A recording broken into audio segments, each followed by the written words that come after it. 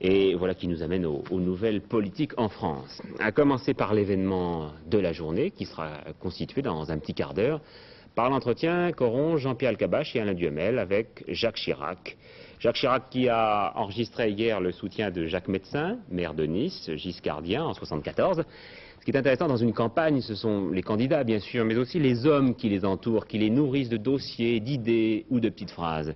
Ce sont les hommes de Jacques Chirac, Jean-Louis Le Senne et Jacques Douai ont rencontré à son quartier général de la rue de Tilsit à Paris. Comité de soutien à Jacques Chirac, bonjour. Jacques Chirac ne vient que rarement ici. Il laisse à ses supporters le soin d'animer bruyamment les couloirs de l'hôtel particulier où il a commencé sa carrière ministérielle en 1967. Il laisse son état-major de guerre organiser sa campagne et chuchoter sous les lambris dorés. Directeur de la campagne, Henri Le Corneau, 59 ans, une réputation d'intransigeance depuis qu'il a essuyé en tant que directeur de l'administration pénitentiaire la révolte des prisons de 71.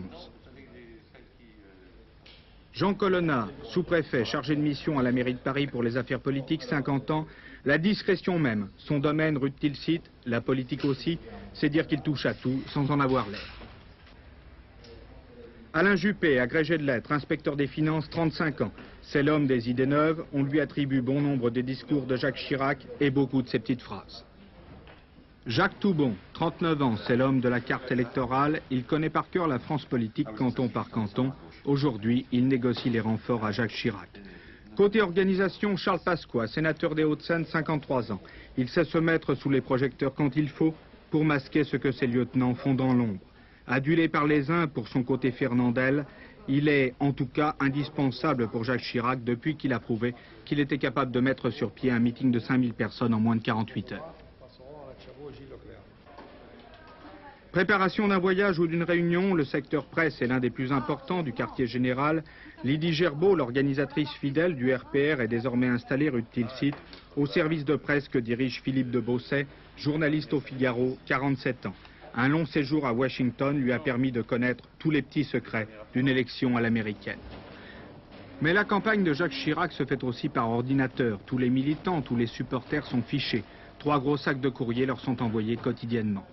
À tous les étages, c'est depuis 3 semaines le branle-bas de combat, de la cave où on classe les photos de la campagne, les bonnes de préférence, au grenier où on épluche tous les jours tous les journaux.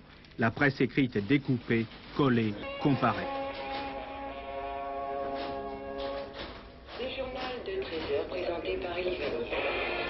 Quant à la presse parlée, elle est systématiquement écoutée, triée et rapportée.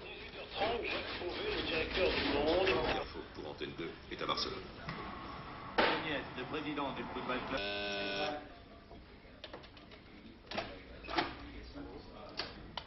Enfin, la presse télévisée n'échappe pas à la règle. Rue de Tilsit, on regarde tout, on enregistre tout, on dissèque tout, même Antenne 2. Ben voilà une émission de plus à mettre en boîte. Donc rendez-vous à 20h35 avec Jacques Chirac dans Carte sur table.